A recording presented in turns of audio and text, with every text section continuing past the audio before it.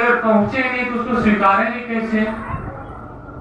महादेव गुरु हैं, ये भूतपूर्व बातें हैं। और जिन्होंने महादेव को गुरु बनाया है उसकी अगर सूची पर नजर डालेंगे तो लगेगा कि हमारे पास तो पात्रता ही नहीं है कि हम भी उस श्रेणी में खड़े रह सकें।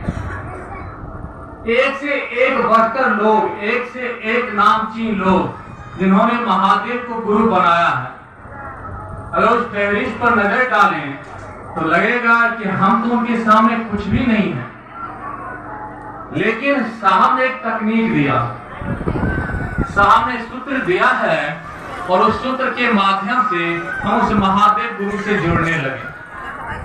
तरीका इतना आसान है कि लगता है क्या कि शिष्यता तो कुछ भी नहीं है, ये तो कुछ कठिन उपाय होता, कुछ करना पड़ता, बहुत कुछ करना पड़ता, तो उसका कुछ महत्व होता। तमाम प्रकार की बातें होती हैं। देखिए, जीवन में कौन नहीं रोया, जीवन में कौन नहीं मुस्कुराया है? जो महादेव का शिष्य होता है ना, वो अगर चलता है तो सिर्फ मंत्र पर महादेव का शिष्य नहीं होता है, वह खेतों में भी महादेव का शिष्य होता है, खलिहानों में भी महादेव का शिष्य होता है, वह भाई के पास भी महादेव का शिष्य बनकर भी रहता है, वह बेटा रहता है लेकिन महादेव का शिष्य भी होता है, बाप होता है लेकिन महादेव का शिष्य भी होता है। यानी सारे रिश्ते को संभालते भी रहता है, लेकिन एक रिश्ता जो महादेव से जुड़ा है, जो गुरु शिष्य का रिश्ता है, इस शिष्यता को भी संभाले रहता है। और ये छोटी सी बात नहीं है। काजल की कोठरी से कोई गुजरे, उसके पांव में दाग न लगे, यह बड़ी बात होती है, छोटी सी तो बात नहीं हो सकती है। महादेव का चेला काजल की कोठरी से गुजर जाए, संसार से गुजर जाए, इधर से भी गुजर जाता है ना, तो उस पर दाग नहीं लगता, क्योंकि उनके गुरु निरंजन, उस निरंजन के शिष्य हैं हम। उनकी चर्चाओं में हम लोग सुन रहे थे कि मेरे चलते मेरे गुरु बदनाम न हो जाए। यह शिष्यता का धर्म है, यह कर्तव्य है कि मेरे चलते मेरे गुरु पर उंगली न उठे। देखते हैं ना क्या होता है कि गुरु भक्त आरुणी, यानी कि शिष्य भी कभी न कभी भक्त बन जाता है, शिष्य का भी रूपांतरण भक्त में हो ही जाता है। कब?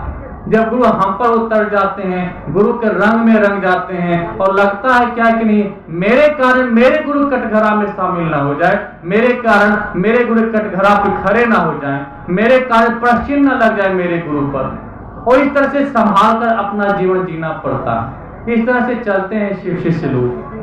अभी चर्चा में सुन रहे थे कि न जाने कितने साधु यहाँ पे उतरे हैं। शायद हम रंगों से, वेशभूषा से हम साधु न लगे, लेकिन मन के तो साधु हुए जा रहे हैं लोग। तो आग्रह किया जाएगा कि साहब ने अपना शरीर त्यागा है, अपनी देह त्यागी है उन्होंने, लेकिन हम लोगों को नहीं त्यागा। हम उनके बताए हुए रास्ते पे चलते चले। हम ओरियन नहीं हो सकते हैं, इतना बड़ा ऋण। जरा सोचिए ना, किन्हीं को फोन किया जाता है, दूरभाषिक बातचीत होती है, तो पूछते हैं कि भैया सब कुछ ठीक है, तो मालूम चलता कि हाँ, महादेव गुरु की दया। क्या जीवन में महादेव इतना प्रवेश कर जाए, हमारे जीवन में महादेव इतना भर आ जाए कि हम कहने लगे बस उनकी दया। ललन भैया को फोन करते हैं और पूछते हैं कि भैया सब कुछ ठीक है, कहते हैं बस महादेव की दया। हम सोते, जागते, उठते, बैठते, घर में प्रवेश करते हैं, घर से बाहर निकलते हैं, महादेव का दामन कहाँ छोड़ रखते हैं, कहते हैं उनकी ही दया। उनकी दया थी तो यहाँ पर आए हैं, उनकी दया है तो जाएंगे, उनकी ही दया का सारा खेला है। मन समझने लगा है कि महादेव की दया का खेला है। तो अगर मन समझने लगा है कि महादेव की दया का खेला है, इसको समझना बहुत बड़ी बात होती है। उनकी चर्चा में रंजित भैया कह रहे थे ना, प्रोफेसर साहब कह रहे थे कि मन समझ जाए, हारमोनियम तो है ही, लेकिन अगर समझ जाए, उसकी तकनीक को समझ जाए, तो हारमोनियम का ज्ञाता हम हो जाएंगे।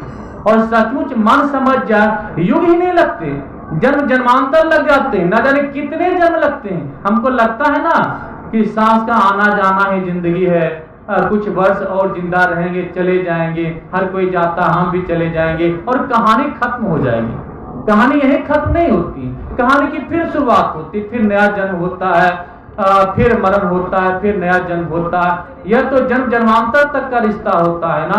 फिर भी मन नहीं समझता है, लेकिन लोग कहने लगे हैं कि महादेव की दया है। मन समझने लगा है कि महादेव की दया है, इसी को खेला कहते हैं ना। और आज हिंदी दिवस है। मन संचालक ने कहा है कि कुछ इस पर बोला जाए। देखिए, अगर आप महादेव को देखिएगा तो वह शिव जो है ना, समस्त विसंगतियों में संगति की स्थापना है। हिंदी शब्द हिंदी का नहीं है। हिंदू जो शब्द है ना, वह उर्दू का शब्द है। और हिंदी में इतने सारे शब्द हैं कि हर किसी को हिंदी ने पचाया है, गले लगाया है। ठीक उसी तरह से जिस तरह से शिव ने हर किसी को गले लगाया है, जिसे देवताओं को गले लगाया है, असुरों को गले लगाया है, अच्छे बुरे को गले लगाया है, टेढ़े चंद्रमा को गले लगाया है, विषैले सांप को गले लगाया है, गंगा जो पवित्र है उसको भी सिर पर धारण किया है। जब महादेव समस्त विसंगतियों में संगति की स्थापना है, ठीक हमारी हिंदी भी तो वैसी है ना। हमने डॉक्टर जैसे शब्द को गले लगाया है। अगर आपको कहा जाए, किसी रिक्शा चालक को कहा जाए कि भाई साहब आगे एक घर है जहाँ पे एक अभियंता रहते हैं, आप पहचानते हैं क्या? कहेगा हम नहीं जानते। लेकिन उनको कहा जाए कि इंजीनियर का वहाँ घर है, अमुक इंजीनियर है, चलिए वहाँ पहुँचा दीजिए, वो आपको पहुँचा देगा। वो रिक्शा चालक भी जानता है कि इंजीनियर का मतलब क्या होता है, लेकिन वो नहीं जान पाता कि अभियंता का मतलब क्या होता है। देखिए, इंजीनियर शब्द हिंदी में कैसे घुले पड़े, गले लगा ली ना हिंदी उसे। तो हिंदी इसलिए महान हो गई क्योंकि इसके पास पचाने की क्षमता है, समस्त विसंगति में संगति की स्थापना है। बहुत सारे इतिहास हैं हिंदी के, और उन इतिहासों में क्या जाना। आज के ही दिन, ये जो 14 तारीख है ना, तो हिंदी को राजभाषा की संज्ञा दी गई। 14 सितंबर को माना गया कि राजभाषा है, ऐसे समझा जाए। देखिए, अलग अलग समय में अलग अलग नियम कानून थे। प्रोफेसर साहब कह रहे थे ना कि जब बच्चे थे हम लोग तो लिफाफा में लिखा करते थे, अंतर्देशी में लिखा करते थे, पत्र व्यवहार किया करते थे। मोबाइल चलाना आता नहीं था। आज बच्चे मोबाइल चलाते हैं, अंतर्देशी और पत्र लेखन उसको समझ में नहीं आता है। तो अलग अलग समय में, अलग अलग कालों में अलग प्रकार के शासक हुआ करते थे। कभी राजतंत्र हुआ करता था, तो राजतंत्र में 2 भाषा हुआ करती थी। एक भाषा होती थी जो प्रशासनिक भाषा कहलाती थी, और एक भाषा होती थी जो जन साधारण की भाषा होती थी। शुरू में भी जब वेदों की रचना होती थी ना, तो उसमें भी संस्कृत की रचना हुई थी, और संस्कृत से इतर जो और बहुत सारी भाषाएं थी, प्राकृत भाषा थी, पाली भाषा थी, इसमें लोग बातचीत किया करते थे। तो जो प्रशासनिक भाषा होती है, उसी भाषा में पत्र लेखन हुआ करता है, उसी भाषा में ऑफिस वगैरह का काम हुआ करता है।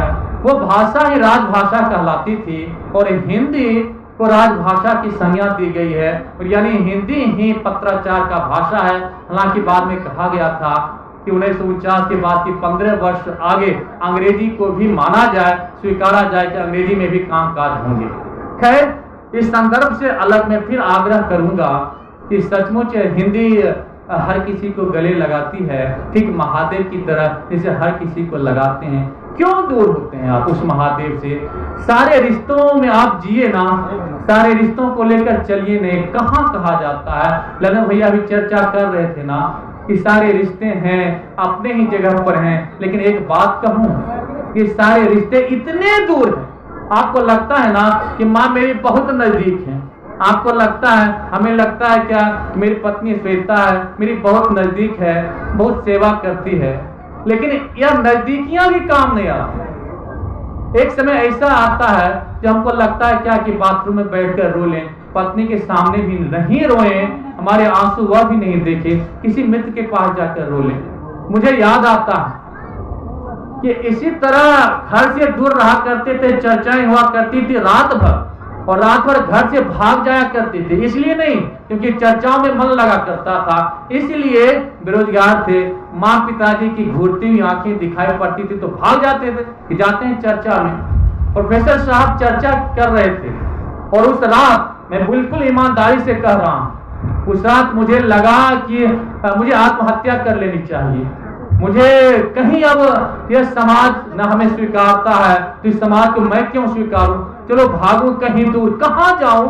जहां भी जाता हूं ना अपने पास तो रहता हूं। कंदराओं में चला जाऊं, हिमालय पर चला जाऊं, एवरेस्ट पे चला जाऊं, चंद्रयान में सवार होकर चंद्रमा पे चला जाऊं, खुद के साथ तो रहूंगा ना, अपनी सांसों के साथ तो रहूंगा ना, अपने पश्चाताप के साथ जीऊंगा ना। फिर लगा कि चलो मर ही जाना उचित।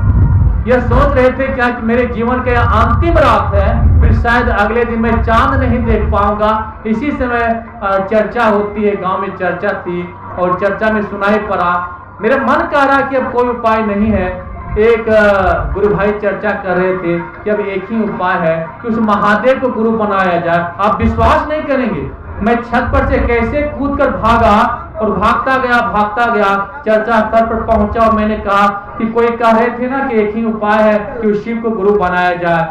चर्चा स्थल से वह व्यक्ति चले गए थे, प्रोफेसर साहब थे। लोगों ने कहा क्या कि नहीं, आए हैं जगदीशपुर से, उनका नाम देवेंद्र सिंह है, वही आए हैं, उन्होंने चर्चा की है। और पता है ललन भैया बैठे हैं, उनके पास जाया करते थे, सुरगढ़ा में साइकिल चला करके जाया करते थे। और एक ही चीज हमेशा याद रहता, मैं रोकर पूछा था इनसे क्या कि सर, मैं सर बोला करता था कि सर साहब बहुत बड़े लोग हैं क्या, साहब बहुत बड़ा है। उन्होंने कहा कि तुम्हारा मन क्या कहता है। देखिए ये काउंटर क्वेश्चन मुझसे कहा गया कि तुम्हारा मन क्या कहता है। मैंने कहा जी क्या कहें, तो नहीं सोचो तो लगता तो बहुत है, बहुत बड़े हैं। तो उन्होंने कहा कि बहुत बड़े हैं, बहुत छोटे हैं, जो भी हैं वो अपने हैं, उनका दामन कभी नहीं छोड़ना। गाड़ी पर बैठे हो ना, बैठे रहना, दिल्ली पहुंच जाओगे, मुगल सराय में उतरना नहीं, इतना ख्याल रखना। जिस दिन मुगल सराय में उतर जाओगे गाड़ी छूट जाएगी, दिल्ली नहीं पहुंचोगे। यह ख्याल अभी तक मैं बांधे हूं कि नहीं, अगर साहब की गाड़ी पर बैठा हूं तो उतरूंगा नहीं। लाख झूले परे हो बाहर, लाख गुब्बारे बिकते हो, लाख कुछ भी दृश्य हो, उतरूंगा नहीं, पांव भी ना फिसलने दूंगा, उसी गाड़ी पर सवार रहूंगा, चाहे बाथरूम में सोकर जाना क्यों न पड़ जाए, दिल्ली पहुंच जाऊंगा। आपसे इसी आग्रह और विनती के साथ कि देखिए